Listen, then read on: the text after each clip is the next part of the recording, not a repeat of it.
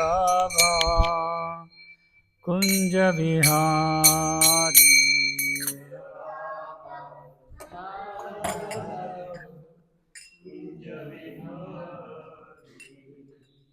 Gopi Janavallabha Girivaradari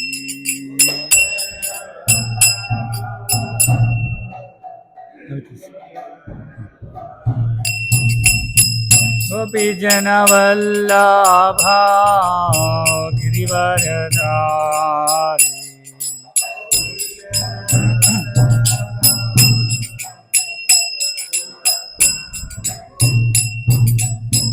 Yashodanandana Vraja Janaranjana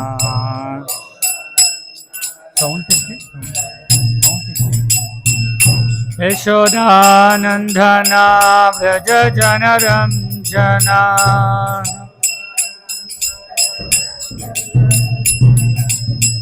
Yamunatiravanachari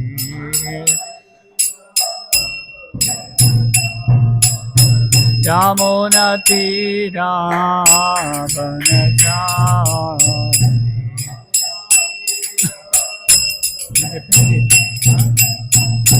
Jaya Radha Madhava Kunja Bihari Jaya Radha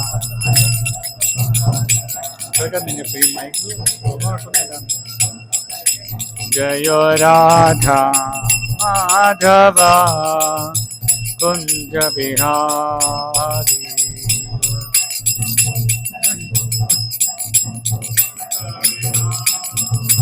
Hare Krishna Krishna Krishna Hare Hare Hare Rama Rama Rama Hare Hare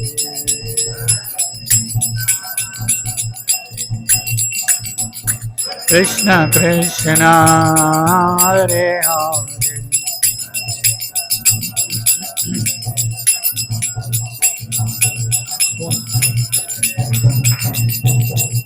Hare Krishna Krishna Krishna Hare Hare Hare Rama Rama Rama Hare Hare Hare Krishna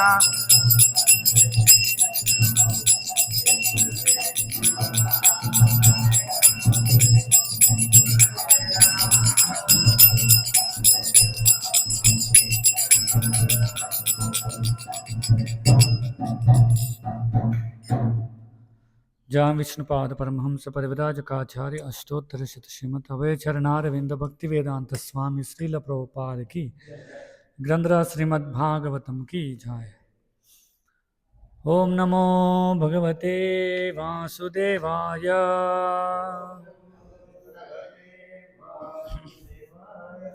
Om Namo Bhagavate Vasudevaya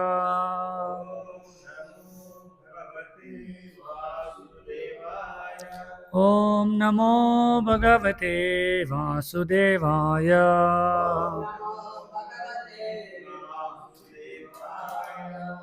చదువుతున్నది శ్రీమద్ భాగవతము చతుర్దశకందం అధ్యాయం 3 శ్లోకం సంఖ్య 21 పాపచ్యమానేన హృదా ఆతుర ఇంద్రియః సమృద్ధిభిః పురుషబుద్ధి సాక్షిణాం అకల్పః యేషాం అధిరోఢుం అంజసా పరం పదం ద్వేష్టి యథా అసురాః హరిం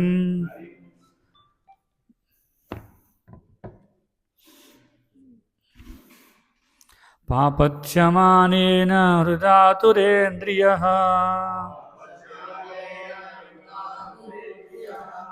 పాపచ్యమానేన హృదాతురేంద్రియః సమృద్ధిపి పౌరుషబుద్ధిసాక్షిణాం సమృద్ధిపి పౌరుషబుద్ధిసాక్షిణాం అకల్పయేషామధిరోడు మంజసా అకల్పయేషామధిరోడు మంజసా పరం పదం ద్వేష్టి యథాసురా హరిం పరం పదం ద్వేష్టి యథాసురా హరిం పాపచ్యమానేన హృదాతురేంద్రియః సమృద్ధిపి పౌరుషబుద్ధిసాక్షిణాం అకల్పయేషామధిరోడు మంజసా పరం పదం ద్వేష్టి యథాసురా హరిం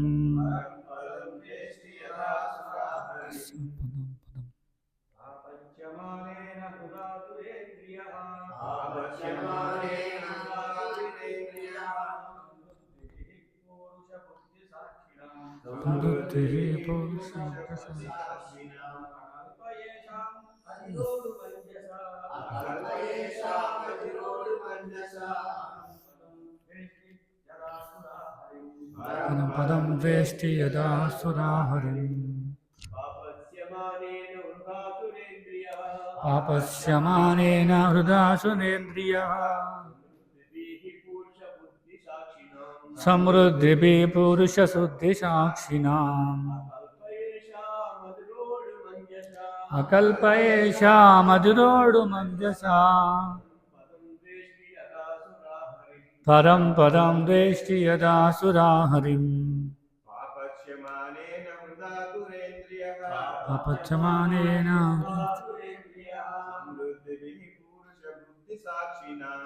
బుద్ధిపి పురుషబుద్ధిసాక్షిణాం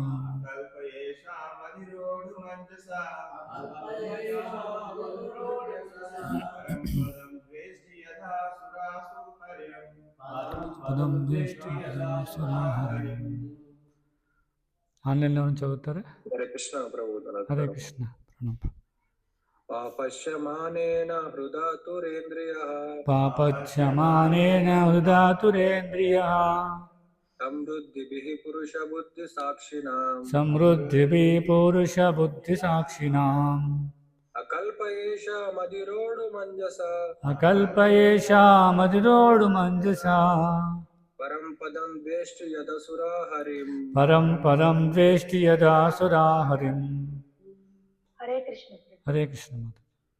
పాపచ్యమానేన హృదాతురేంద్రియః పాపచ్యమానేన హృదాతురేంద్రియః సమృద్ధిభిః పురుష బుద్ధిసాక్షిణాం సమృద్ధిపి పౌరుషబుద్ధిసాక్షిణాం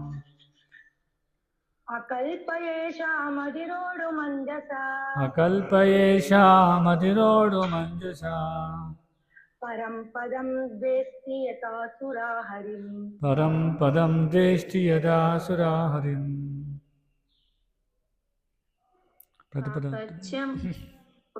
చెప్పండి మరి, చెప్పండి పర్లేదు.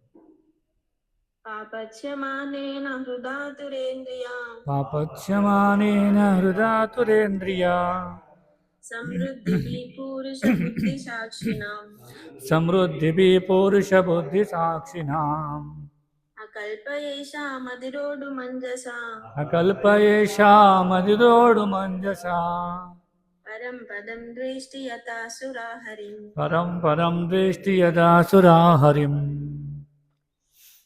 ప్రతిపదార్థములు పాపచ్యమానేన దహించుకుపోవచ్చు దహించుకుపోవచ్చు హృదయమున ఆతుర ఇంద్రియ దుఃఖితుడైన వాడు సమృద్ధిభి పుణ్యకీర్తి మొదలగు వానిచే పురుష బుద్ధి సాక్షిణాం దేవదేవుని చింతయందే సదా సంలగ్నమై ఉండి వారి యొక్క అకల్ప అసమర్థులై ఏషాం అవ్వారుల అదిరోడుం చేరుటకు అంజస శీఘ్రముగా పరం కేవలము పదం స్థాయికి ద్వేషింతురు యథా అంతగా అసురా దానవులు హరిం దేవదేవుడుకు శ్రీహరిని. భావము మరియు భాష్యం ఇచ్చినటువంటి వారు అభయచరణ అరవింద భక్తి వేదాంత స్వామి శ్రీల ప్రభుపాద్. భావము: మిథ్యాహంకార పురుతుడై మానసికముగాను ఇంద్రియపరముగాను సదా దుఃఖితుడై ఉండువాడు ఆత్మవిధుల ఐశ్వర్యమును సహింపజాలకుండును. ఆత్మానుభూతి స్థాయికి ఎదగజాలక అతడు దానవులు శ్రీహరిని ద్వేషించినంతగా వారను ద్వేషించును. భాష్యము: శివుడు మరియు దక్షిణ నడుమగల శత్రుత్వమునకు నిజమైన కారణం ఇచ్చట వివరించబడినది. దేవదేవుని గుణావతారముగా శివుడు ఉన్నత స్థానమును కలిగి ఉన్నాడు. అంతేగాక పరమాత్మతో ప్రత్యక్ష సంబంధమును కలిగి ఉన్నందున అతడు మిగులు గౌరవింపబడి దక్షిణ కన్నును ఉన్నతాసనమును వసగబడును. ఈ కారణము చేతనే దక్షుడు శివుని ఎడ అసూయను కలిగి ఉండెను. ఈ అసూయకు ఇంకనూ పెక్కు కారణములు కలవు. కనుకనే అతి గర్వితుడై అతడు శివుని ఉచ్చస్థానమును సహింపలేకపోయెను. తన సన్నిధిని శివుడు లేచి నిలబడకపోవట పట్ల అతడు కుద్దుటగుటకు అతని అసూయ ప్రదర్శనమే గాని అన్యము కాదు. పరమశివుడు ఎల్లప్పుడూ పరమాత్మని ధ్యానముందు నెలకొని ఉండను. ఈ విషయమే ఇచ్చట పురుష బుద్ధి సాక్షినాం అని తెలుపబడినది. దేవదేవుని ధ్యానమందే సదా చిత్తముల సంలగ్నమైన వారి స్థితి పరమోన్నతమై ఉండును. ఎవరునూ, ముఖ్యంగా సాధారణ మనుషులు దానిని అనుకరింపజాలరు. దక్షుడు యజ్ఞవాటికి యందు ప్రవేశించినప్పుడు శివుడు ధ్యానమగ్నుడై ఉండి అతని రాకను గమనించలేదు. కానీ చిరకాలము నుండి శివుని ఎడ ద్వేషమును వైరమును కలిగి ఉన్నందున అతనిని శపించుటకు దక్షుడు దానిని అవకాశముగా నొసగెను.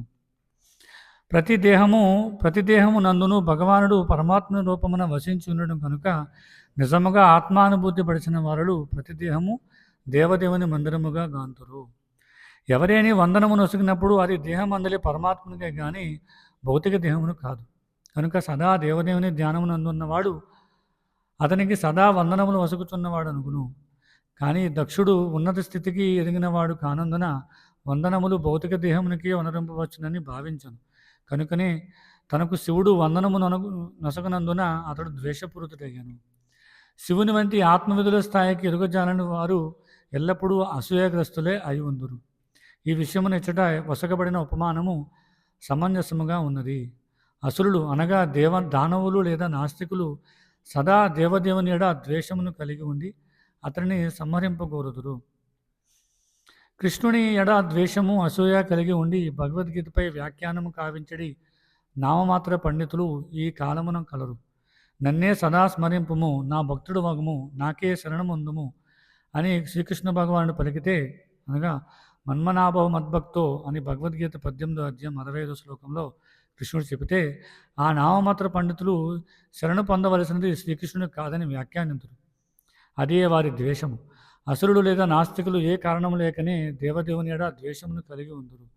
అదేవిధంగా అత్యున్నతమగు ఆత్మానుభవ స్థాయికి ఎదగజాలని మూర్ఖులు ఆత్మవిధులను గౌరవించుటకు బదులు ఏ కారణము లేకనే వారిడ సదా ద్వేషమును కలిగి ఉందురు.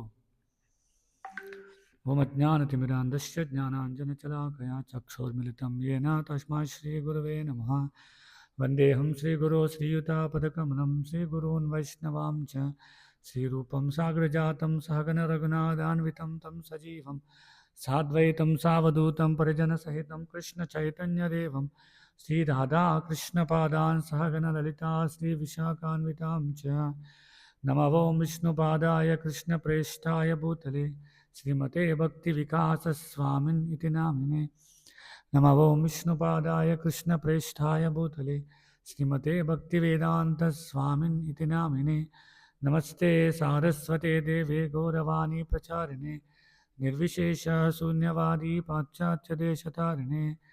జయ శ్రీకృష్ణ చైతన్య ప్రభు నిత్యానంద శ్రీ అద్వైత గదాధర శ్రీవాసాది గౌరభక్తబృంద. హరే కృష్ణ కృష్ణ కృష్ణ హరే హరే, హరే రామ రామ రామ హరే హరే. శ్రీమద్ భాగవతం చతుస్కందం 3వ అధ్యాయము 20వ శ్లోకం 21వ శ్లోకం మనం చర్చిస్తున్నాం. 20వ శ్లోకం కూడా ఒకసారి చూద్దాం, ఎందుకంటే నిన్నటి రోజున 19వ శ్లోకం చర్చించడం జరిగింది. ఇది కూడా ఒకసారి చూద్దాం. వ్యక్త్వం తముత్కృష్టగతే ప్రజాపతే ప్రియాత్మజానాసి బభ్రుమే మత తదాపి మానం న పితు ప్రపశ్యతే మదాశ్రయమాత్కా పరితప్యతే యతః. ధవలవర్ణ మేనిఛాయ గల సుందరి, పెక్కుమంది పుత్రికలలో దక్షునికి నీవే పరమ ప్రియమైనదని ఒకట తెలిసిన విషయమే. కానీ నీవు నా భార్యమైనందున అతని ఇంట నీవు గౌరవము లభించదు, పైగా నాతో సంబంధం కలిగి ఉన్నదని నీవు చింతింతువు. భాష్యం. ఒకవేళ భర్త లేకుండా ఒంటరిగా వెళ్ళదనని సతీదేవి నిర్ణయించుకున్నను ఆమెకు తగిన ఆదరము లభించదని శివుడు పలుకుచున్నాడు. ఆమె శివపత్ని ఒకటిచే దానికి కారణము. ఆమె ఒంటరిగా వెళ్ళదలిచినను గొప్ప దుర్ఘటన అవకాశం ఉన్నది కనుకనే అచ్చటి కేగవలదని శివుడు ఆమెను పరోక్షముగా అర్థించను. కాబట్టి ఈ శ్లోకం గురించి మనం పూర్వం తరగతిలో ఎప్పుడైతే నేను బహుశా 16వ శ్లోకంలో చర్చించినప్పుడు మ్యాక్సిమం దీన్ని కవర్ చేశాము. ఏంటంటే శత్రువు యొక్క మిత్రుడు కూడా శత్రువుగా సంబోధిస్తారు అని చెప్పి కదా. అందుకే మనం చూడొచ్చు, పార్వతీదేవి ఎడ నేరుగా సతీదేవి అంటే ఆమె తండ్రి అయినటువంటి మనకి ఏమీ వైరం లేదు, కానీ వైరం ఎలా వచ్చింది? శివుడు వల్ల వచ్చింది. ఎందుకు? తాను శివుడి యొక్క భార్య అవ్వడం వల్ల సతీదేవిని కూడా చాలా హీనంగా చూస్తాడు, క్రోధాన్ని ప్రదర్శిస్తాడని చెప్పి మనం పూర్వం శ్లోకాల్లో కూడా చర్చించాం కదా. దానికి కొన్ని ఉదాహరణలు కూడా ఇచ్చాం కదా. ఉదాహరణకి ప్రహ్లాదుడు, హిరణ్యకశిపుడికి ప్రహ్లాదు అంటే చాలా ప్రేమ, కానీ ఎందుకు ప్రహ్లాదు అంటే సడన్గా వైరం వచ్చింది అంటే ప్రహ్లాదుడు భగవంతుడి పట్ల ఆకర్షణకు లోనయ్యాడు. కాబట్టి అక్కడ హిరణ్యకశిపుడు ఎందుకు కోపం వచ్చిందంటే నా శత్రువైనంటే హరిని ఇతను కీర్తిస్తాడు, కాబట్టి సొంత పుత్రుడైనా కూడా సంహరిందామని చూశాడు కదా. ఇలా మనం చూస్తే కంసుడు యొక్క ఉదాహరణ మనం చర్చించుకున్నాం. కాబట్టి ఈ శ్లోకం ద్వారా మనం ఆ విషయాన్ని మళ్ళీ గుర్తు చేసుకోవచ్చు, అందుకే దాని గురించి ఎక్కువగా చర్చించదలుచుకోలేదు.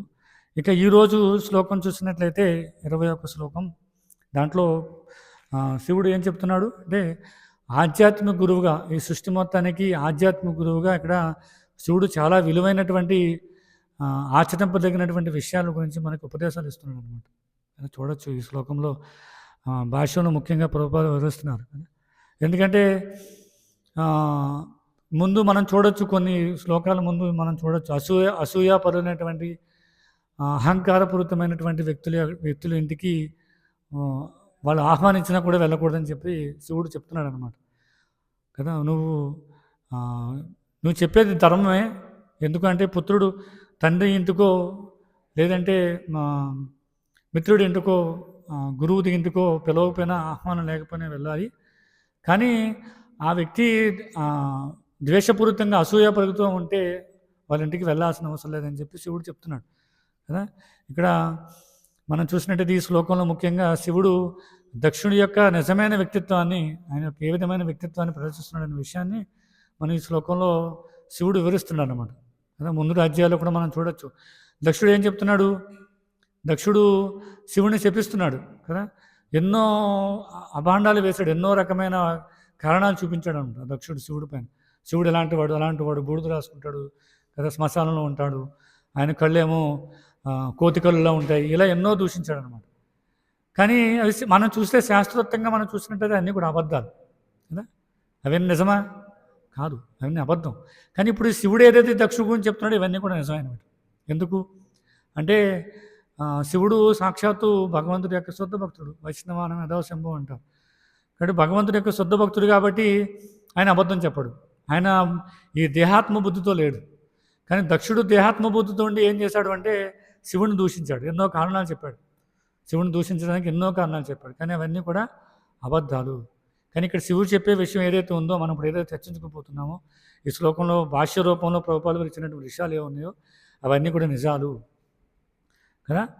కాబట్టి ఇక్కడ వచ్చిన చిక్కు ఏంటంటే శివుడిని ఉన్నతమైన ఆసనంలో కూర్చోబెట్టారు. ఇక్కడ బ్రహ్మదేవుడి పక్కన, ఇతర ప్రజాపతుల పక్కన శివుడికి ఆసనం వేసి కూర్చోబెట్టారు. కానీ అది ఇక్కడ దక్షుడు దాన్ని సహించలేకపోతున్నాడు అనమాట. అందుకే ఈ శ్లోకంలో ఏం చెప్తున్నా చూడండి, పాపచ్యమానేన అంటే దహించుకుపోవుట. ఈ కారణంగా ఆయన హృదయం దహించుకుపోతున్నాడు. ఎందుకు? నాకు ఇవ్వాల్సినటువంటి పరిస్థితిని, నాకు ఇవ్వాల్సినటువంటి ఆసనాన్ని శివుడికి ఇస్తారు. నేనేమో మామగారిని, అల్లుడికి అలాంటి ప్రదేశాన్ని ఇస్తున్నారు, అలాంటి ప్లేస్లో కూర్చోబెడుతున్నారు అని ఆయనకి ఏం జరిగిందంటే ఈ శ్లోకంలో మొదటి పదం అదే కదా, పాపచ్యమానేన, దహించుకుపోతున్నాడు కదా. కాబట్టి మనం ఇక్కడ శివుడి పరిస్థితి ఆ విధంగా లేదు కదా. శివుడి పరిస్థితి ఆ విధంగా లేదు. శివుడు ఏదో నాకు అక్కడ మంచి ప్రదేశం ఇచ్చారు కాబట్టి నేను చాలా గొప్పవాడిని, నన్ను బ్రహ్మదేవుడితో పాటు పక్కన కూర్చోబెట్టే కూడా ఇంకా గొప్పవాడిని. సాధారణంగా శాస్త్రపురాణం చూస్తే శివుడు బ్రహ్మ కన్నా ఉన్నతమైనటువంటి వ్యక్తి కదా. కానీ ఆయన ఆ విధంగా ఫీల్ అవ్వట్లా, నన్ను శివుడు పక్కనే కూర్చోబెట్టారు కాబట్టి నేను చాలా గొప్పవాడిని అని అనుకోవట్లా కదా. అందుకే చూడండి, భక్తులకి ఎవరైనా వచ్చి ప్రణామం చేశారనుకోండి, ఏమనుకుంటారు కదా, ఏమనుకుంటారు? ఇది ప్రభుపాద వారికి చేస్తున్నారు అనుకుంటారు. అందుకే సాధారణంగా ఎవరైనా ఒక వ్యక్తి ఎవరైనా బయట వాళ్ళు ఎవరైనా ప్రణామం చేస్తే వెంటనే ప్రభుపాద వారి ప్రణామంత్రం చదవాలట కదా. నమో విష్ణుపాదాయ కృష్ణ ప్రేష్ఠాయ భూతులు, లేదా జయశ్రీల ప్రభుపాదకి జయ. అంటే ఇది మన కోసం మనం ప్రణామం చేయట్లేదు, వాళ్ళు మనలో ఉన్నటువంటి పరమాత్మకు చేస్తున్నారు కదా, మన ద్వారా గురువుకు చేస్తున్నారు అని చెప్పి అర్థం చేసుకోవాలి. కాబట్టి శివుడు ఈ విషయాన్ని తెలుసుకున్నాడు కాబట్టి ఆయనకి ఎంతో గౌరవించినా కూడా దానికి ఏమైనా నన్ను గౌరవించారు కాబట్టి నేను చాలా గొప్పవాడిని, నా మాంగారి కన్నా నేను గొప్పవాడిని అనుకోవట్లేదు కదా. అందుకే ఇక్కడ చూడొచ్చు, మన శాస్త్రంలో భాగవతంలో చూసినట్లయితే ఏం జరుగుతుంది, జడభరతుడి యొక్క వృత్తాంతం చూసినట్లయితే జడభరతుని కూడా ఆయన చాలామంది దూషిస్తుంటారు కదా, ఎన్నో రకాలుగా హింసిస్తుంటారు, రాళ్ళు పెట్టి, పిల్లలు కూడా రాళ్ళు పెట్టి కొడుతుంటారు కదా. జంతు బలి ఇచ్చే ప్రదేశంలో భరతుడిని బలి ఇవ్వడానికి చూస్తుంటారు కదా. ఆ సమయంలో ఈ రాహుగణ అనే వ్యక్తి ఏం చేస్తారంటే జడభరతుని అదే పనిగా దూషిస్తూ ఉంటాడు అనమాట. భరతుడు అప్పుడు ఎప్పుడు కూడా తిరిగి రిప్లై ఇవ్వకుండా చాలా ప్రశాంతంగా ఆయన పని ఆయన చేసుకునే వ్యక్తి ఈయన ఏం చేస్తాడు, సడన్గా ఒకసారి ఉపదేశాలు ఇవ్వడం మొదలు పెడతాడు అనమాట. ఎందుకోసం అంటే అతను నేను చాలా గొప్పవాడిని చూపించుకోవడం కోసం కాదు. జడభరతుడి యొక్క స్థాయి పూర్తిగా జడ అంటే దాంట్లో అర్థమైపోయింది కదా, ఒక భౌతికమైన పదార్థంలో తయారైపోయాడు కదా. ఇప్పుడు ఈ బల ఉంది, ఈ బలను కొట్టండి, ఎంతసేపు కొట్టినా అదేమి రియాక్ట్ కాదు, అదేమి ఫీల్ అవ్వదు, తిరిగి మనల్ని కొట్టడానికి ప్రయత్నం చేయదు. కానీ ఆ స్థాయిలోకి భరతుడు వెళ్ళిపోయాడు. కానీ ఆ భరతుడు ఎప్పుడైతే రాహుగణ ద్వేషిస్తూ ఉన్నాడో అప్పుడు రాహుగణను ఉద్ధరించడం కోసం ఆయన యుద్ధోపదేశం చేస్తున్నాడు అనమాట. అంతేగాని ఇప్పుడు దాకా జనాలు అందరూ కూడా నన్ను ద్వేషిస్తున్నారు, నన్ను కొట్టడానికి ప్రయత్నం చేస్తున్నారు, నన్ను ఒక పిచ్చివాళ్ళ చూస్తున్నారు, కానీ నేను పిచ్చివాడిని కాదు, నేను చాలా గొప్పవాడిని అని చెప్పడం కోసం ఈ రాహుగణంతో సంవాదం చేయడం. అంటే శివుడి యొక్క పరిస్థితి కూడా అదే అనమాట. ఆయన ఏం చేస్తున్నాడు ఇక్కడ అంటే ఆయన ఏదో చూపించుకోవడం కోసం ప్రయత్నం చేయట్లేదు కదా. మనం చూసినట్లయితే ఇక్కడ ఎందుకు అలా జరుగుతుందంటే ఇక్కడ ఈ శ్లోకంలో వివరిస్తున్నా చూడండి, పురుష బుద్ధి సాక్షినాం అంటే దేవదేవుని చింతయందే సదా సంలగ్నమై ఉండు వారి యొక్క ఆలోచన ఎలా ఉంటుందట, ఈ విధంగా ఉంటుంది. అంటే ఆయన చూపించుకోవాలనుకోవట్లా. కానీ ఇక్కడ చూడండి, శివుడిని ఎన్నోసార్లు దూషించాడు కదా. ఆ పూర్వం యజ్ఞం చేసినప్పుడు కాకుండా అంతకుముందు కూడా చాలాసార్లు దక్షుడు దూషిస్తూ ఉంటాడు. కానీ ఈసారి మాత్రం దక్షుడు ఖచ్చితంగా వీళ్ళు గుణపాఠం చెప్పాలనుకున్నాడు. అందుకే ఆయన వెళ్ళకపోవడం కారణం ఏంటి అంటే, అయ్యో నాకు ఒకట అందరూ నన్ను దూషిస్తున్నారు, నన్ను గౌరవించట్లేని ఉద్దేశంతో కాదు, వెళ్ళకపోతే ఏం జరుగుతుంది కదా. ఆ విధంగా మనం గుణపాఠం చెప్పాలనే ఉద్దేశంతో ఆయన వాళ్ళని ఉద్ధరించాలనే ఉద్దేశంతో ఆయన యజ్ఞానికి వెళ్ళలేదు. కానీ అయ్యో నాకు వెళ్తే పూర్వం దూషించినట్టుగానే మళ్ళీ దూషిస్తాడు అని అనుకోవట్లే. ఎందుకంటే శివుడికి దూషించడం పోవడం రెండు ఒకే విధంగా కనిపిస్తాడు. ఆయనకి ఏం తేడా లేదు, పోకుండా దూషించినా కూడా ఆయనకి సమానంగానే అనిపిస్తుంది. ఎందుకంటే ఆయన ఆ స్థాయిలో ఉన్నాడు. జడభరతుడు కూడా అదే స్థాయిలో ఉన్నాడు, అందరూ తిడుతూనే ఉన్నారు అని నేను పట్టించుకోవట్లేదు. కానీ ఇక్కడ శివుడు ఏం చేస్తున్నాడు, ప్రత్యేకంగా ఆ యజ్ఞానికి వెళ్ళకపోవడానికి ముఖ్య కారణం ఏంటంటే ఇక్కడ ఆ విధంగా సతీదేవికి ఒక సాక్షాత్కారం ఇవ్వడం కోసము, దక్షుడికి కూడా ఒక ఉన్నతమైన గతి ఇవ్వడం కోసము ప్రయత్నం అనమాట. అందుకే ఆయన వెళ్ళడు కదా. కానీ మనం చూసినట్లయితే బయట వాళ్ళు సాధారణంగా ఎక్కడ బాగుంటే అక్కడ వెళ్ళడానికి ప్రయత్నం చేస్తారు. బయట వాళ్ళు ఏం చేస్తారు, కర్మిష్ఠులు, మాయావతులు, వీళ్ళందరూ ఏం చేస్తారు, ఎక్కడ పేరు ప్రఖ్యాతులు వస్తాయో, ఎక్కడ ఎక్కువ మంది జనం గుమ్ముకూడతారో, ఎవరు ఎక్కువ మంది నన్ను కీర్తిస్తారో, ఎక్కడ బాగా ప్రసాదం దొరుకుతుందో కదా, ఏదో ఒక భౌతికమైన కోరికతో, ఏదో భౌతికమైన ఆలోచనతో వెళ్ళడానికి ప్రయత్నం చేస్తుంటారు. కానీ భక్తులు మాత్రం ఆలోచిస్తారన్నమాట, నేను వెళ్ళడం వల్ల ఏమీ లాభం చేకూరుతుంది ఆధ్యాత్మికంగా, ఈ విషయం మాత్రమే ఆలోచిస్తారు. చూడండి, నామమాత్రపు గురువులు ఎంతోమంది వస్తుంటారు కదా, చూడండి ఎందుకు చేస్తారు, అక్కడికి వెళ్తే నన్ను గౌరవిస్తారు కదా, నాకు బంగారు కంకణం తొడుగుతారు, నా పేరు అందరూ కీర్తిస్తారు, అందరూ నాకు దండలు వేస్తారు కదా, నేను నా యొక్క అహంకారాన్ని, నాకు ఉన్నటువంటి పాండిత్యాన్ని అందరి ముందు పంచుకోవచ్చు. ఇలా ఏదో ఒక విధమైన కోరికతో జనాలు ఎక్కువ మంది ఎక్కడుంటే అక్కడికి వెళ్తుంటారు అనమాట కదా. చూడండి జనాలు ఉండరు, ఎక్కువ మంది లేనప్పుడు వాళ్ళు వచ్చి మీరు ప్రవచనం ఇవ్వాలని అన్నారు, ఇంకెంతమంది వస్తారు అని అడుగుతారు కదా. సాధారణంగా జరిగేది ఎవరైనా ఒక బాగా పాపులారిటీ ఉన్నటువంటి ఒక నామమాత్రపు గురువుని ఆహ్వానించాం అనుకోండి, ఫస్ట్ ప్రశ్న ఏంటి, ఎంతమంది వస్తారేంటి అని అడుగుతారు. ఎందుకు, షో జనాలు ఎక్కువ మంది ఉంటే కనుక, లేదండి ఒక 20-30 మంది, 20 మంది నేను ఎందుకయ్యా, ఎవరో చూసుకోండి కదా. ఎందుకు కారణం అంటే పేరు కావాలి, ఎక్కువ మంది ఉంటే బాగా ఆకర్షిస్తాము, నా గురించి నేను ఎక్కువ మందికి నా గురించి నేను షో చేసుకోవచ్చు అని చెప్తుంటాను. సాధారణంగా ఇప్పుడు సమాజంలో ఎక్కువగా జరిగేది అదే. అందుకే చూడండి ప్రవచనాలు ఇచ్చినప్పుడు ఎక్కువ మంది ఉంటే హుషారు వస్తుంటుంది, ఇంకా ఎక్కువ చెప్తున్నట్టు ఉత్సాహంగా కనిపిస్తుంది. కానీ భక్తులు ఆ విధంగా ఆలోచించు, ఒక్కరున్నా కూడా ప్రవచనం కొనసాగుతుంది. చూడండి శ్రీమాన్ వంశీకృష్ణ ప్రభు నేను చాలాసార్లు చూశాను, ఎవరు ఉండరు ప్రవచనం చెప్పినప్పుడు, ఒక్కరు కూడా లేని పరిస్థితులు చూశాను నేను కదా, ఒక్కరు కూడా లేరు. అలా ప్రవచనం ఇస్తూనే ఉన్నారు. ఏంటి, ఒక 1000 మంది కూర్చున్నప్పుడు ప్రవచనాలు చెప్తున్నారు, అలాగే చెప్పేసుకుంటూ వెళ్ళిపోతున్నారు. నాకు ఆశ్చర్యం అనిపించింది, నేను అప్పుడే బయటకు వెళ్ళి వచ్చాను, వచ్చి చూస్తే నేను ప్రవచనం చాలా అలా చెప్పుకుంటూనే వెళ్ళిపోతున్నారు అనమాట. ఇదేంటి ఒక్కరు కూడా లేరు, ఎవరికి చెప్తున్నారు ఈయన అనుకుంటే, తర్వాత అడిగాను, ప్రభు ఎవరు లేరు కదా, ఎవరికి చెప్పారంటే, ఇదేంటి వస్తున్నారు వింటారు, ఎవరు దూరంగా ఉన్నవాళ్ళు మైక్లోనే వింటారు, ఏదో రకంగా ఖచ్చితంగా కనీసం నాకైనా చదువుకోవడం అవుతుంది కదా, నాకు నేను చదువుకుని నాకు నేను ఎక్స్ప్లెయిన్ చేసుకున్నాను కదా, దీంట్లో లోపం ఏముందని అడుగుతారు. సరే సాధారణంగా 2-10 మంది లేకపోతే నిరుత్సాహంగా అనిపిస్తుంది ప్రవచనం చెప్పడం. ఇదేంటి ఎవరు లేరు, ఎప్పుడూ చూసే మొహాలు ఇద్దరే కనిపిస్తున్నారు, ఎలా ప్రవచనం చెప్పాలి కదా, అలా అనిపిస్తుంటుంది అనమాట. ఎందుకు అంటే అది మనం ఇంకా ఆ స్థాయిలో లేము. మన ఆలోచనలో ఉన్నది ఎక్కువ మంది ఉంటే బాగా వింటారు, రెస్పాండ్ అవుతారు కదా, తిరిగి ప్రశ్నిస్తుంటారు, చెప్పే విషయాన్ని ఆనందించి నవ్వుతుంటారు. ఇలా ఒక భౌతికమైన ఆలోచనతో ఉండిపోతాం అనమాట. అది ఆ స్థాయికి వెళ్ళడం చాలా కష్టం. కాబట్టి ఇక్కడ ఇంకో ముఖ్యమైన విషయం ఏం చెప్తున్నారంటే, కర్మిష్ఠులు భక్తులను చూసి అసూయపడతారట కదా. ఈ శ్లోకంలో ఏం చెప్తున్నా చూడండి, ఇంద్రియపరమగు మానసికంగాను ఇంద్రియపరంగాను సదా దుఃఖితుడై ఉండేవాడు ఆత్మవిధుల ఐశ్వర్యమును సహింపజాలడు. ఆత్మవిధుల ఐశ్వర్యం అంటే ఏంటి అంటే, ఏదైతే కృష్ణ చైతన్యం ఉందో దాన్ని చూసి సహించలేరట కదా. ఇక్కడ అదే వచ్చింది, విద్యాహంకార పురుతుడే మానసికంగాను ఇంద్రియపరంగాను సదా దుఃఖితుడై ఉండేవాడు ఆత్మవిధుల ఐశ్వర్యాన్ని చూసి సహించలేడట. ఇప్పుడు అదే జరుగుతుంది. శివుడు ఆత్మవిధుడు కదా, ఆయనకి పరిపూర్ణమైన జ్ఞానం ఉంది. ఆయన చూసి ఇక్కడ వాళ్ళ మాంగారు హర్షించలేకపోతున్నాడు అనమాట, అసూయ కనబరుస్తున్నాడు అనమాట. కాబట్టి మనం చూడొచ్చు, అమెరికాలో వైష్ణవ సంఘం, ఇస్కాన్లో ఒక సంఘం వారు వాళ్ళు చేసే రోజు యాక్టివిటీస్ చూసి పక్కన ఇంట్లో ఉన్న వాళ్ళందరూ కూడా ఒకరోజు మీటింగ్ పెట్టుకుని అసూయపడతారట.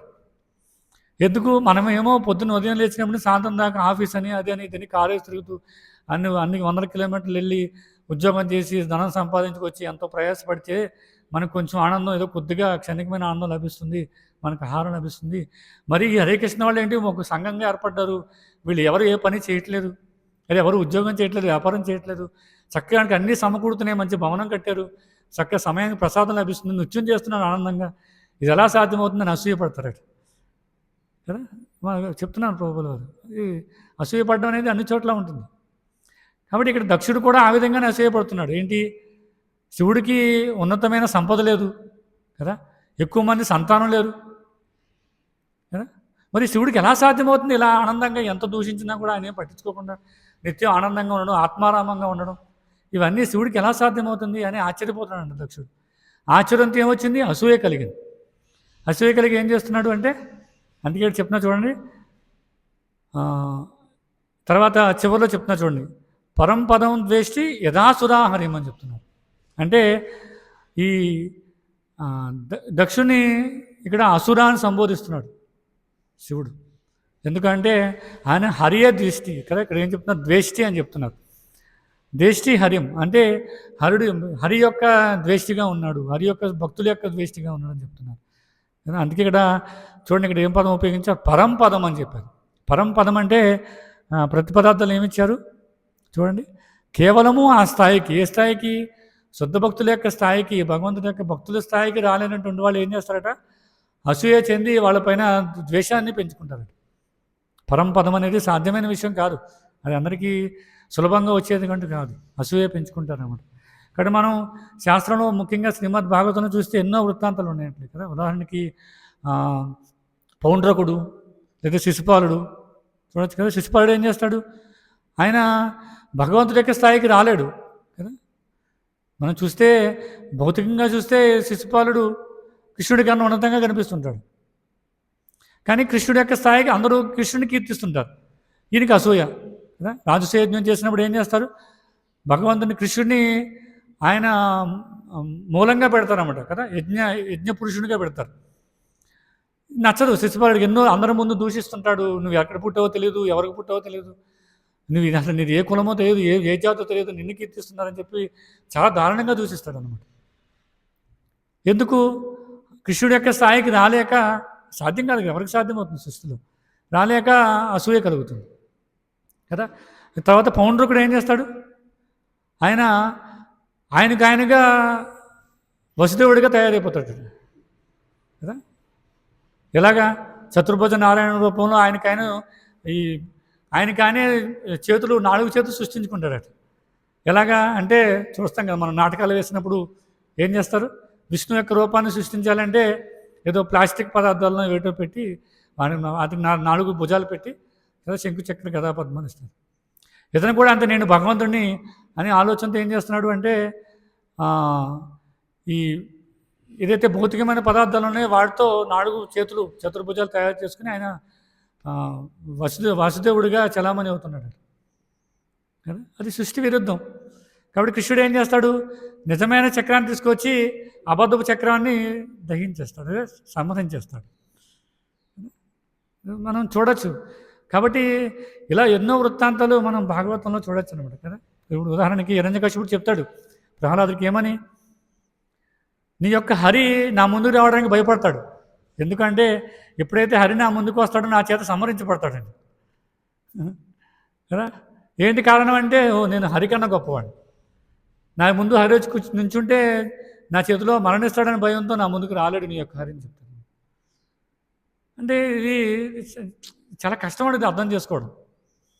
అందరూ ఏమనుకుంటారంటే పోల్చి చూసుకుంటారు అన్నమాట, నేను భగవంతుడు సమానమే, నువ్వు భగవంతుని కన్నా గొప్పవాడిని అని చెప్పుకుంటారు. కాబట్టి ఇలా మనం భాగవతంలో చూస్తే ఎన్నో యొక్క ఉదాహరణలు ఉన్నాయన్నమాట. కానీ ఇక్కడ శివుడిని ఆహ్వానించకపోయినా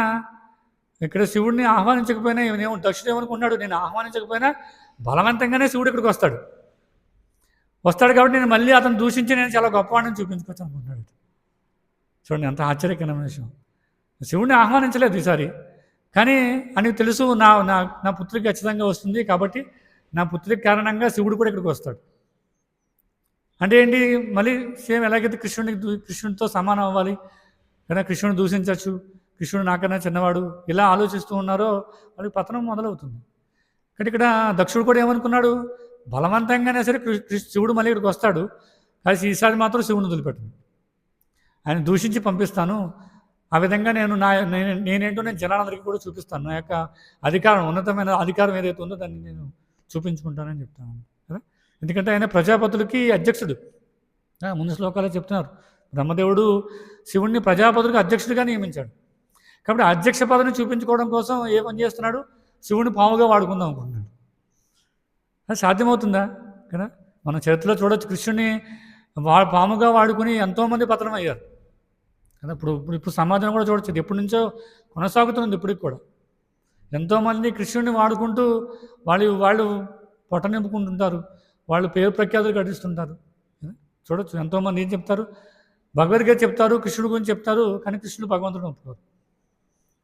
అసలు సృష్టిలో ఎవరూ కూడా భగవంతుడు రాముడు కృష్ణుడు పేరు ఆడుకోకుండా ఆధ్యాత్మికంగా ఏ విధమైన చర్చ చేయలేరన్నమాట. ఇది ఖచ్చితంగా జరుగుతుంది. కృష్ణుడు రాముడు పేరు చెప్పకుండా ఎవరూ ఆధ్యాత్మిక విషయాలు చర్చించే అవకాశమే లేదు. చూడండి, మీరు ఎవరైనా చూడండి, ఈవెన్ ముస్లింలు క్రిస్టియన్ కూడా చూడండి కావాలంటే, వాళ్ళు భగవంతుడి పేరు చెప్పకుండా అసలు వాళ్ళు పబ్బం గడుపుకోలేరు అనమాట. కానీ వాళ్ళు ఎలా ఏ దృష్టితో చూస్తారు, ఓకే కృష్ణుడి పేరు చెప్పుకోవడం వల్ల నా భౌతికమైన కోరికలు తీరుతున్నాయి, తప్పే ఉంది, దీనివల్ల ఏం తప్పలేదు కదా, నాకు ఎంతవరకు అవసరమో అంతవరకు వాడుకుంటాను, కానీ కృష్ణుడు భగవంతుడిని ఒప్పుకోను. కదా అదే కదా మనం ఈ శ్లోకం భాషలో ప్రభు చెప్తున్నాం కదా, మన్మనాభం మద్భక్తో మధ్యాది మాం నమస్కురు అని చెప్తున్నాడు కృష్ణుడు. కానీ కొంతమంది ఈ బోటకపు ఆచార్యులు బోటకపు గురువులు ఏం చెప్తారట, అది కృష్ణుడు కాదు. కృష్ణుడు ఏం చెప్తాడు, నాకే శరణాగతి పొందు, నా భక్తుడు కమ్ము, నన్ను పూజించమని ఖచ్చితంగా కృష్ణుడు నేనే అని చెప్తున్నాడు. కానీ ఈ నామమాత్రపు బోటకపు ఆచార్యులు గురువులు ఏం చెప్తారు, అది కృష్ణుడు కాదు. ఉదాహరణకి రాధాకృష్ణన్ ఆయన భగవద్గీత మీద వ్యాఖ్యానం రాశారు, రాస్తూ ఆ విషయాన్ని చెప్తారనమాట. సర్వేపల్లి రాధాకృష్ణ ఏం చెప్తారు, అది కృష్ణుడు కాదు చెప్పేది, కృష్ణుడు అతనిలో ఉన్న వేరే ఎవరో చెప్తున్నారు. చూడండి ఎంత మూర్ఖత్వం. మరి అర్జునుడు ఆ విధంగా అర్థం చేసుకున్నాడా, కాదు కదా. అర్జునుడు నేరుగా ఉన్నాడు, కృష్ణుడి ద్వారా శ్రవణం చేశాడు, అర్జునుడికి అర్థమయ్యే చెప్తున్నాడు కదా, పరం బ్రహ్మ పరం ధామ పవిత్రం పరమం భవాన్ కదా, పురుషం శాశ్వతం దివ్యం ఆదిదేవం వజం విభు అని చెప్తున్నాడు క్లియర్గా. కానీ మీకేం పోయే కాలం కదా, కృష్ణుడే నేరుగా చెప్తుంటే, ఆ శ్లోకం కృష్ణుడే చెప్తుంటే మరి మీకేం పోయే కాలం. ఏం చెప్తారు, అది కృష్ణుడు కాదు, వేరే వ్యక్తి ఎవరు, అది నీలో ఉన్న పరమాత్మ, అది నీవే అని చెప్తున్నారు అన్నమాట. కాబట్టి రాంగ్ ట్రాక్ అనమాట. కాబట్టి ఇక్కడ దక్షుడు ఏం చేస్తున్నాడు, బలవంతంగానే వస్తాడు, కాబట్టి ఆయన్ని మళ్ళీ దూషించవచ్చు. ఎందుకంటే ఇక్కడ చెప్తున్నా కదా, ఆత్మవిధులు యొక్క ఐశ్వర్యాన్ని సహించలేరు అనమాట. శివుడు ఏమైనా సామాన్య వ్యక్తి కదా, శివుడు యొక్క స్థాయికి ఎవరూ చేరుకోలేరు భౌతిక ప్రపంచంలో, ఎవరూ చేరుకోలేరు. ఎందుకంటే వాళ్ళ యొక్క స్థాయి వేరు కదా. మనం చూడొచ్చు, బ్రహ్మాండం అంతా కూడా విలయం చెందినప్పుడు బ్రహ్మదేవుడైనా మరణిస్తాడు కానీ శివుడు మరణించాడు. ఆయన స్థాయి వేరు అన్నాడు. ఈవెన్ ఒక వ్యక్తి బాగా తపస్సు చేస్తే బ్రహ్మపదవిని స్వీకరించగలుగుతాడు, కానీ శివుడి యొక్క స్థాయికి వెళ్ళలేడు. చాలా చాలా కష్టం అన్నమాట. కాబట్టి ఇక్కడ ఇంకొక ముఖ్యమైన విషయం చెప్పేది ఏంటంటే, ఈ ప్రభుపాద వారి భాషలో చెప్తున్నారు, ప్రతి దేహమునందును భగవానుడు పరమాత్మ రూపం వసించి ఉండును కనుక నిజముగా ఆత్మానుభూతి పడిచిన వారు ప్రతి దేహమును దేవదేవుని మందిరంగా చూస్తారట. కానీ అసలు చేయాల్సిన విషయం ఏంటంటే, ఇలా భగవంతుడు సమానంగా ఊహించుకోవడము, లేదంటే భగవంతుడి యొక్క భక్తుల్ని దూషించడమో కాదు చేయాల్సింది. ఏం చేయాలి, ప్రతి జీవుని కూడా భగవంతుడి యొక్క మందిరంగా చూడాలట. ఎందుకంటే కృష్ణుడు చెప్తున్నాడు, సర్వస్యచాహం హృదయ సన్నివిష్ణు కదా, అందరి జీవి హృదయంలో భగవంతుడు పరమాత్మ రూపంలో పరివేషితుడే ఉన్నాడు కదా. కాబట్టి ఏ విధంగా అర్థం చేసుకోవాలి అంటే, ప్రతి జీవి శరీరము కూడా, ప్రతి జీవి దేహం కూడా భగవంతుడి యొక్క మందిరము అని చెప్తారు కదా. పరమ పూజ్య శ్రీ భక్తి వికాస్ స్వామి మహారాజు వారు ఒక ప్రవచనంలో చెప్తూ ఏం చెప్తున్నారంటే, ఆ ప్రవచనం దేని గురించి అంటే, పక్కన వేరే మహారాజు ఉన్నారు, ఆయన కీర్తిస్తూ చెప్తున్నారు అన్నమాట. ఇక్కడ ఉన్నటువంటి మహారాజు ఎవరైతే ఉన్నారో ఈయన నడిచే మందిరం అని చెప్తున్నారు. ఎలా నడిచే మందిరం అయ్యారు కదా, మహారాజు వారు నడిచే మందిరం అని చెప్పి కీర్తిస్తున్నారు ప్రభుపాలు గురు మహారాజు వారు. ఎందుకు అంటే, ఆయన హృదయంలో భగవంతుడు నేరుగా కృష్ణుడే ఆయన హృదయంలో పరివేషితుడై ఉన్నాడు అంటే అది ఒక మందిరం అని చెప్తున్నారు అన్నమాట. మరి నడిచే మందిరంలో ఏంటంటే, ఆయన ప్రచారం చేస్తున్నారు అన్ని చోట్ల తిరిగి కదా, ఆయన ప్రపంచం అంతా తిరిగి ప్రచారం చేస్తూ ఈ మందిరాన్ని అందరికీ కూడా దర్శింపజేస్తున్నారు అన్నమాట కదా. మామూలుగా జీవి హృదయంలో ఎవరు ఉంటారు, పరమాత్మ ఉంటాడు. అంటే భగవంతుడు నేరుగా ఉండడు, పరమాత్మ రూపంలో ఉంటాడు కదా. క్షీరోదక సాయి విష్ణువు ఆయన ప్రతి జీవులు ఉంది, కానీ భగవంతుడి యొక్క శుద్ధ భక్తుల విషయంలో మాత్రం పూర్తి విరుద్ధంగా ఉంటుంది. నేరుగా భగవంతుడే పరివేషితుడే ఉంటాడు. కాబట్టి దాన్ని మందిరం అని చెప్తారన్నమాట. కాబట్టి నడిచే మందిరం అంటే ఏంటంటే, మహారాజుల వారు ప్రపంచం అంతా తిరుగుతూ ఉన్నారు, ఈ ఉదయం ఈ మందిరాన్ని తీసుకుని వెళ్ళి అందరికీ భగవంతుడికి సాక్షాత్కారం చేయడం కోసం. కాబట్టి మహారాజు వారు ఆ విధంగా కీర్తిస్తున్నారు. చూడండి వాళ్ళ యొక్క స్థాయి, వాళ్ళ యొక్క ఆలోచన ఏ విధంగా ఉంది కదా. కాబట్టి ఇక్కడ చెప్పుకోవాల్సిన ముఖ్యమైన విషయం ఏంటంటే, ఎవరైనా ఒక భక్తుడు వచ్చిన వెంటనే మనం ప్రణామం చేయాలి. ఎందుకు చేస్తామంటే, ఆయన భగవంతుడి యొక్క భక్తుడు, ఆయన భగవంతుడిని ఆయన యొక్క హృదయంలో సాక్షాత్కారం పొందాడు. కాబట్టి ఆయన యొక్క శరీరం సామాన్యమైనది కాదు, ఆయన సాక్షాత్తు భగవంతుడి యొక్క మందిరము అని చెప్తారు. కానీ మందిరానికి వెళ్ళినప్పుడు ఏం చేస్తాం, మనం ఏం చేస్తాం, ఎప్పుడైతే భగవంతుడి యొక్క చిత్రపటము లేదా శ్రీ విగ్రహమో చూస్తామో వెంటనే సాష్టాంగ ప్రణామం చేస్తాం. కాబట్టి అలాగే భగవంతుడి యొక్క భక్తులు, శుద్ధ భక్తులను చూసిన వెంటనే సాష్టాంగ ప్రణామం చేస్తాం. ఎందుకంటే అతను భగవంతుడిని ఆయన హృదయంలో సాక్షాత్కారం పొందాడు, ఆయన హృదయంలో భగవంతుడు ఉన్నాడు. కాబట్టి మందిరం అది కూడా. కాబట్టి దీంట్లో రకరకాల తెగలు ఉంటాయి మళ్ళీ కదా. మనం అందరినీ అదే విధంగా గౌరవించాలంటే మళ్ళీ శాస్త్రం ఉపదేశామృతంలోకి వెళ్ళాలి. ఉపదేశామృతం ఏం చెప్తుంది, కృష్ణేతి యశ్చ గీతం మనసాద్రియత అనే శ్లోకంలో చూసినట్లయితే ఎవరైతే భగవంతుడి యొక్క నామాన్ని జపిస్తున్నారో కదా వాళ్ళని మనసులో గౌరవించాలట కదా, మనసులో ఆదరించాలి కదా. దీక్షాశి చేత్ ప్రణతి భజంతమీశం, ఎవరైతే దీక్ష తీసుకున్నారో వాళ్ళకి ప్రణామం చేయాలని చెప్తున్నారు కదా. అంతకన్నా ఉన్నతమైన భక్తులు, భగవంతుడి యొక్క శుద్ధ భక్తులు, ఆచార్యులు ఎవరుతున్నారో వాళ్ళకి ఎప్పుడూ సేవ చేస్తూ ఉండాలి అని చెప్పి ఆ శ్లోకం వివరిస్తారనమాట. కాబట్టి దీంట్లో కూడా రకరకాల తరగతులు ఉంటాయి కదా. అందుకని మనం అందరి జీవహృదయంలో భగవంతుడు పరమాత్మ రూపంలో ఉన్నాడు కదా, అందరి శరీరాలు భగవంతుడి యొక్క మందిరమే కదా అని మనం సింహం వచ్చినప్పుడు ప్రణామం చేసాం అనుకోండి, ఏమవుతుంది కదా. ఒక పాము వచ్చింది మన దగ్గరికి, పాము శరీరంలో కూడా మందిరం, అది కూడా భగవంతుడి యొక్క మందిరమే కదా. చూడండి, పాము హృదయంలో కూడా పరమాత్మ రూపంలో భగవంతుడు ఉన్నాడు కాబట్టి మనం ప్రణామం చేద్దామని చూస్తే ఏం చేస్తుందో కాటివేసి వెళ్ళిపోతుంది.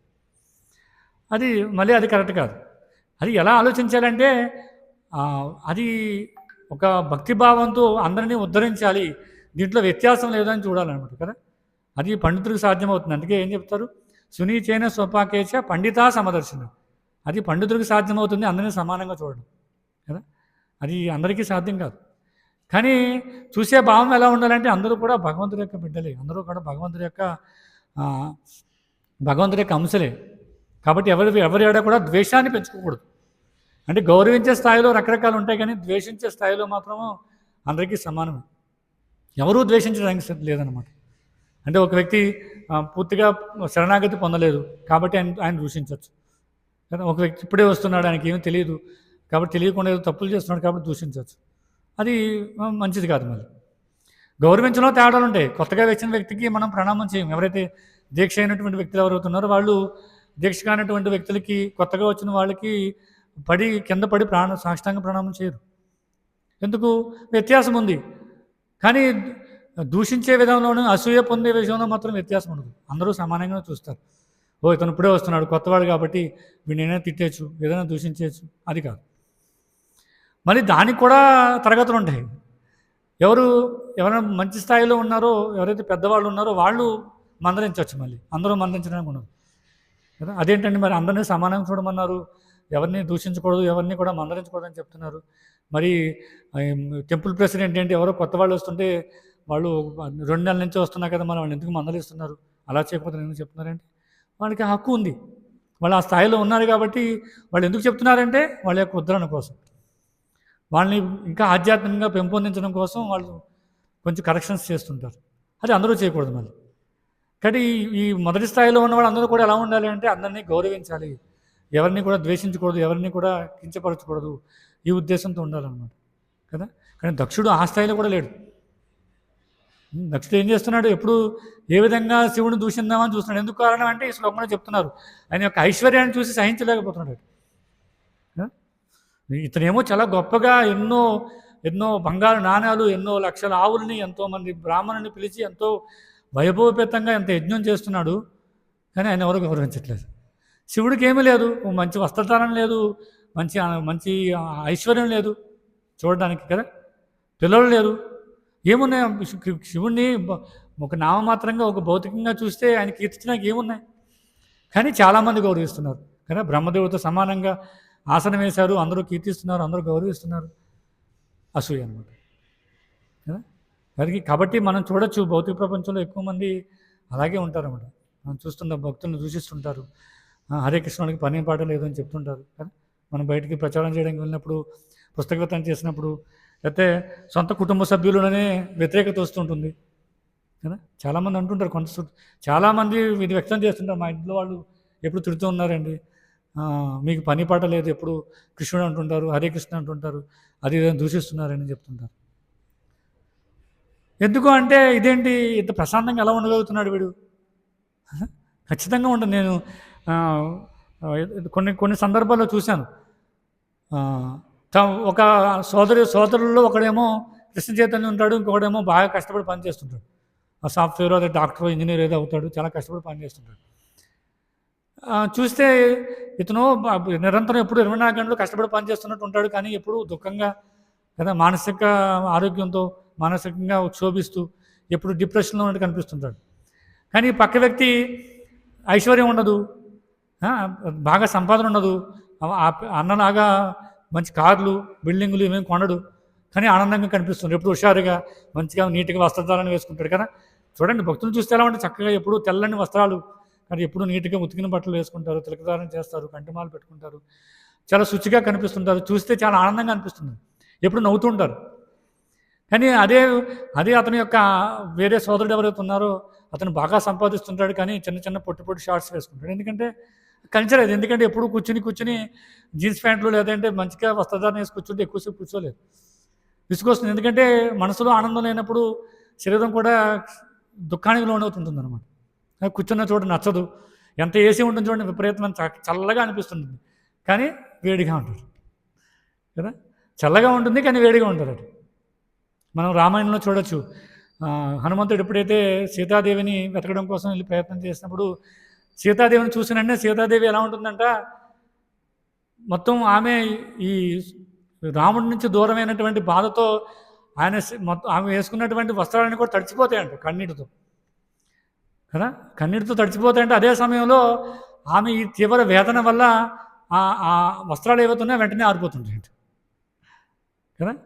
తడుస్తుంటే బట్టలు ఈ కన్నీటితో తడిసిపోతుంటే, కానీ ఆమె ఈ రాముడి యొక్క దూరం నుంచి తట్టుకోలేక విపరీతమైన బాధతో శరీరం బాగా వేడి చేసి దుస్తులు వెంటనే ఆరిపోతుంటాయి. తడిచిపోవడం ఆరిపోవడం తడిచిపోవడం ఇదే జరుగుతుంది ఎన్నో రోజులుగా. అది హనుమంతుడు గమనిస్తాడనమాట. ఇక్కడ మనం చూడొచ్చు, ఈ సాఫ్ట్వేర్ ఇంజనీర్లు వీళ్ళందరూ కూడా చాలా చల్లని ప్రదేశంలో కూర్చుంటారు, కానీ తీవ్రమైన వేడిని అనుభవిస్తుంటారు. ఎలా అంటే మానసికంగా, ఎందుకు ఈఎంఐ కట్టాలి, ఇంకా జీతాలు పెంచుకోవాలి, వర్క్ కంప్లీట్ అవ్వలేదు, బాస్ తిడతాడేమో, ఇలా ఎన్నో బాధలు అనుభవిస్తుంటాడు. కానీ పక్కన ఉన్నటువంటి సోదరుడు మాత్రం ఏం పని చేయడు, ఎప్పుడు మందిరంలో ఉన్నట్టుగా కనిపిస్తుంటాడు, చాలా ఆనందంగా కనిపిస్తుంటాడు, ఉన్న ప్రసాదం ఏదో స్వీకరించి దాంట్లో సంతృప్తి చెందుతాడు.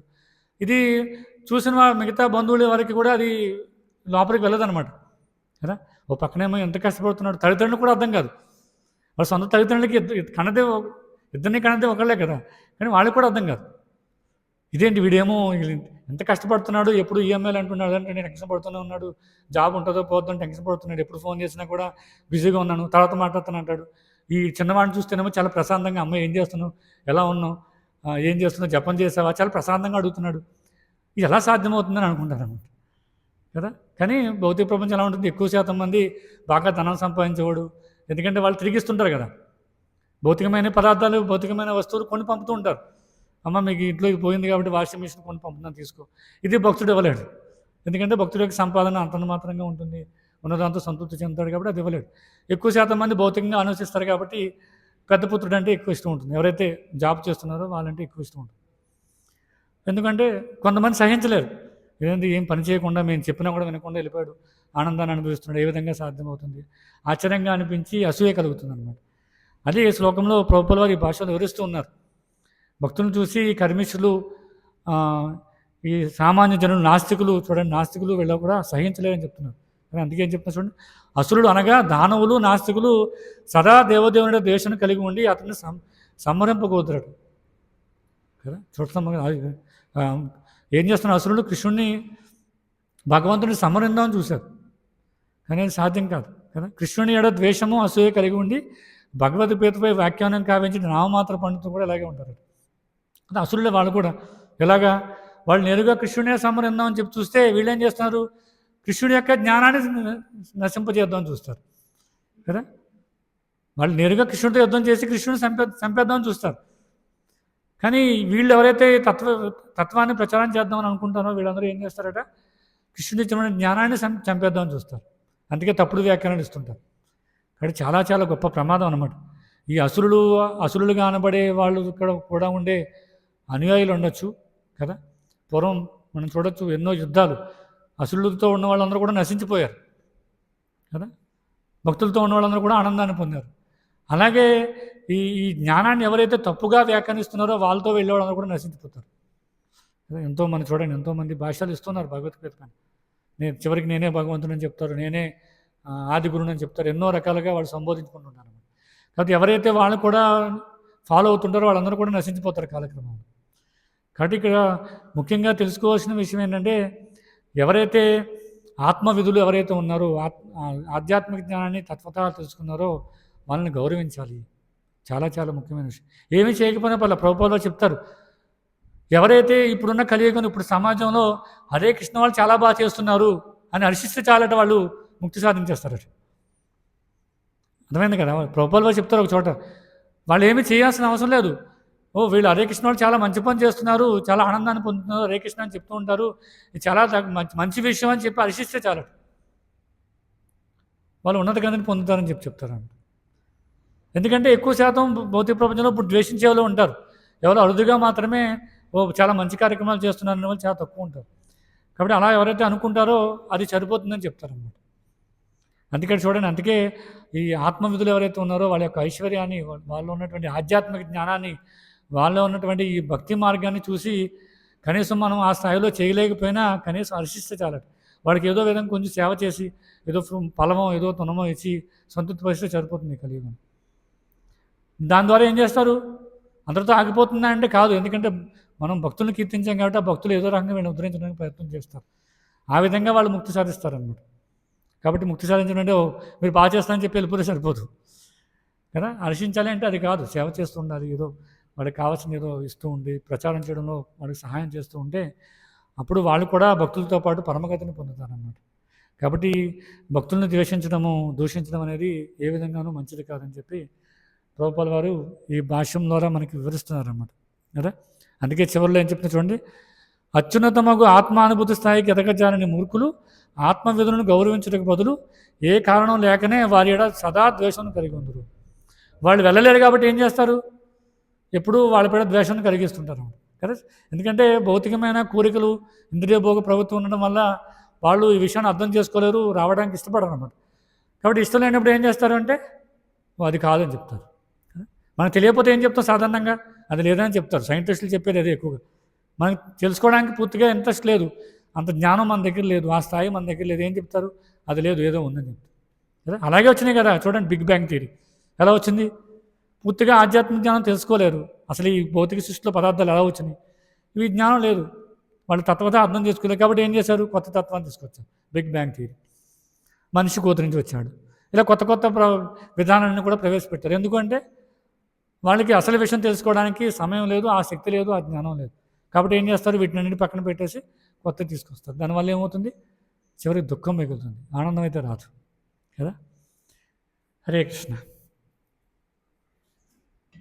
ఎవరికైనా ప్రశ్నలు, సూచనలు, సలహాలు?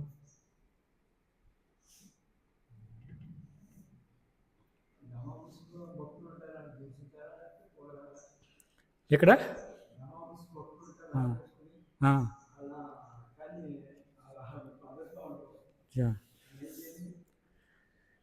మొట్టమొదటిగా ముందు మాట్లాడడానికి ప్రయత్నం చేయాలి కదా, ప్రచారం చేయడానికి ప్రయత్నం చేస్తాం మనం కూడా.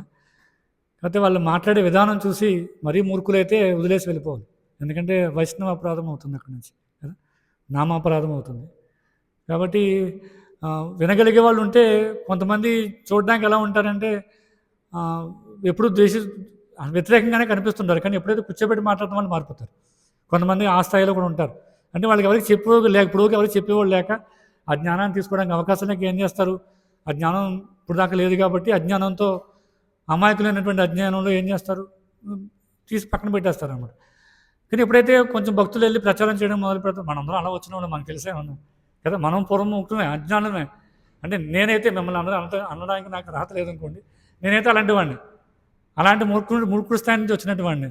ఎప్పుడైతే భక్తులు కూర్చోబెట్టి బాబు ఇది కాదు, ఇది మన శరీరం కాదు, ఆత్మ, ఇలా చెప్పడం మొదలు పెట్టామో, నాకు ఏదో పూర్వజన్మ సుకృతి ఏదో ఒక సూక్ష్మంగా 0.1001% ఎక్కడ ఉంది కాబట్టి అది కొంచెం మేల్కొని ఓకే మంచిదే చెప్తున్నా కదా అని అర్థం చేసుకుని బయటకు వచ్చాను. కొంతమంది నాతో పాటు వచ్చిన వాళ్ళు వెనక్కి వెళ్ళిపోయిన వాళ్ళు ఉంటారు, కానీ నాతో పాటు వచ్చిన వాళ్ళు నాకన్నా ముందుగా వెళ్ళిపోయి ఉంటారు. అంటే వ్యత్యాసం ఉంటుంది. కానీ ఆ వ్యత్యాసాన్ని అర్థం చేసుకోవాలి. వీడు వింటాడు వినడా, ఎంతవరకు చెప్పగలము, ఎంతవరకు చెప్తే వింటాడు, వినకపోతే మళ్ళీ అపరాధం చేస్తాయి ఉంది కాబట్టి అని పక్కన పెట్టేస్తారు. ఆయనకి ప్రసాదించి పంపేస్తాం, బాబు చాలు, నీకు ఇంతకు మించి జ్ఞానం అవసరం లేదు కదా. కృష్ణుడు కూడా చూడండి, రకరకాల స్థాయిలో జనానికి రకరకాల జ్ఞానాన్ని ఇచ్చాడు కదా. అందుకే మనం చూడొచ్చు రకరకాల అవతారాలు ఎలా వచ్చినాయి. యేసుక్రీస్తు ఎలా వచ్చాడు? ఆ స్థాయిలో ఆ జనుడికి ఆ జ్ఞానం సరిపోతుంది, అంతకుమించి ఇవ్వలేదు కదా. ఇలా మనం ఎంతోమంది అవతారాల గురించి చూడొచ్చు. అది ఆ స్థాయి వరకు అర్థమవుతుంది కాబట్టి ఆ స్థాయికి చెప్పాలి. ఇంకా ఏమీ అర్థం కాకపోతే కనీసం ప్రసాదం తీసుకొని అయినా దీనివల్ల మీకు మంచి లబ్ధి చేకూరుతుందని చెప్పి పంపించవచ్చు. అందుకే కలియుగంలో ఎక్కువ ఏం చెప్తారంటే జపం చేయమని చెప్తారు ఫస్ట్. జపం చేయడం ద్వారా ఆ జ్ఞానాన్ని స్వీకరించే స్థాయికి వెళ్తారనమాట. కాబట్టి అందుకే మనం ఫస్ట్ ఏం చెప్తాం, వచ్చిన వెంటనే నువ్వు శరీరం కాదు ఆత్మ దేహినోష్మి నాద గౌరమారు ఎవరంగా మనం శ్లోకాలు చెప్పం కదా, ఏం చెప్తాం, కూర్చోబెట్టి ప్రసాదం ఇచ్చి ఒక మాల జపం చేసి వెళ్ళని చెప్తాం. అలా రెగ్యులర్గా వచ్చి మాల జపం చేశారనుకోండి, ఒకసారి అర్థమవుతుందో జపం కాదు ఏదో ఉంది తెలుసుకోవాల్సింది అనుకుంటారు. అప్పుడు కూర్చోబెట్టి చెప్పచ్చు కదా. అందుకే ఈ జ్ఞానం ఇవ్వడంలో కూడా రకరకాల తరగతులు ఉంటాయి. ఒకేసారి మనం చైతన్య చరితామృతం చైతన్య భాగవతం చెప్పలేం వాళ్ళకి. కనీసం అదే కృష్ణుడు కూడా చూడండి, భగవద్గీత మొదటి 2 అధ్యాయాలు ఏముంది, ఆత్మబోధం, తర్వాత మిగతా వచ్చాయి. కాబట్టి మనం అర్థం చేసుకోవాలి అవతల విషయం, వ్యక్తి ఏ స్థాయిలో ఉన్నాడనే విషయం తెలుసుకుని మనం ప్రచారం చేయొచ్చు, ఇబ్బంది లేదు.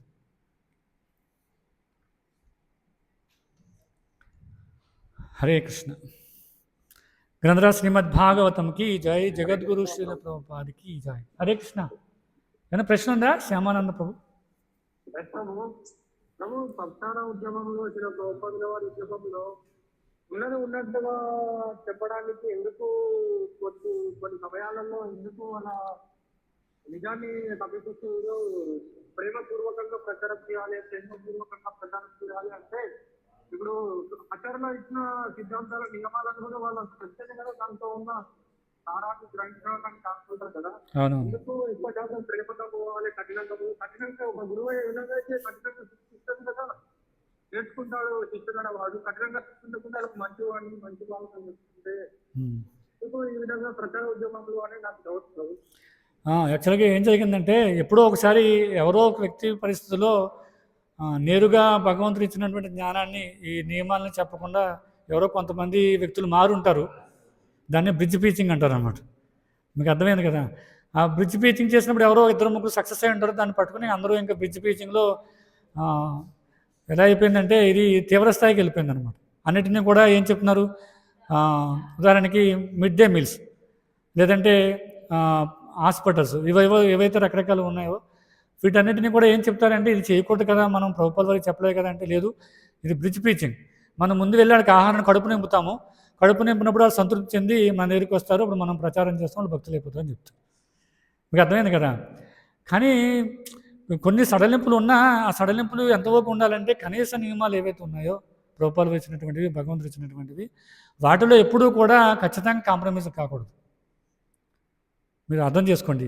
అంటే ఒక్కొక్కసారి మేము బ్రిడ్జ్ టీచింగ్ చేయాలి, లేని పరిస్థితుల్లో అక్కడ ఏమీ దొరకట్లేదు కాబట్టి నేను వెళ్ళి హోటల్లో తింటాను, ఎందుకంటే ఆ విధంగా నాకు శక్తి వస్తుంది, నేను ప్రచారం చేస్తాను, ఎంతోమంది భక్తులు తయారు చేస్తాను, కాదు. కాంప్రమైజ్ కాకూడదు అనమాట. కొన్ని సూక్ష్మమైనటువంటి మౌలికమైనటువంటి పరిస్థితుల్లో ఏ నియమాలను కూడా పక్కన పెట్టడానికి లేదు.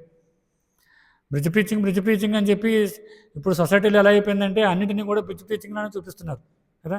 ఎవరికో లేని వాళ్ళకి కడుపు నింపుతాం, లేదంటే హాస్పిటల్లో జాయిన్ చేసి వాళ్ళకి మెడిసిన్స్ ఇప్పించడం కదా. కొంతమంది నేరుగా కూరగాయలు, రైసు, బియ్యం అన్నీ తీసుకెళ్ళి ఇచ్చేయడం, ఇవన్నీ జరుగుతూ ఉన్నాయి. ఇవంతా భక్తి కాదనమాట. ఇదంతా భక్తిలో ప్రచారం చేసే బ్రిడ్జ్ టీచింగ్ కాదు, ఇది సామాజిక కార్యక్రమం. దాని ద్వారా ఏమవుతుంది, బ్రిడ్జ్ టీచింగ్ పక్కన పెట్టేసి ఏదో భౌతికమైన లాభాన్ని పొందుతారన్నమాట. అంటే మంచి పేరు రావడం, మందిరాన్ని మంచి బాగా పెద్దగా పేరుకు గడించేలా తీసుకువెళ్ళడం, ఎక్కువ మంది జనాన్ని ఆకర్షించడం, ఎక్కువ డొనేషన్స్ తీసుకురావడం, ఇలా జరుగుతూ ఉంటుందన్నమాట. అది ప్రభుపాల వారు ఇచ్చినటువంటి సిస్టమ్ కాదు. దుర్భాగ్యం ఏంటంటే జనాలు ఏదో రకంగా తీసుకురావాలని చెప్పి జనాలను పెంచాలనే ఉద్దేశంతోనే చేస్తున్నారు తప్ప ఎంతవరకు నాణ్యత ఇస్తున్నాం అనేది ఎవరో చూడట్లేదు అనమాట. చాలా తక్కువ మంది మాత్రమే అది చూస్తున్నారు. అర్థమైంది కదా.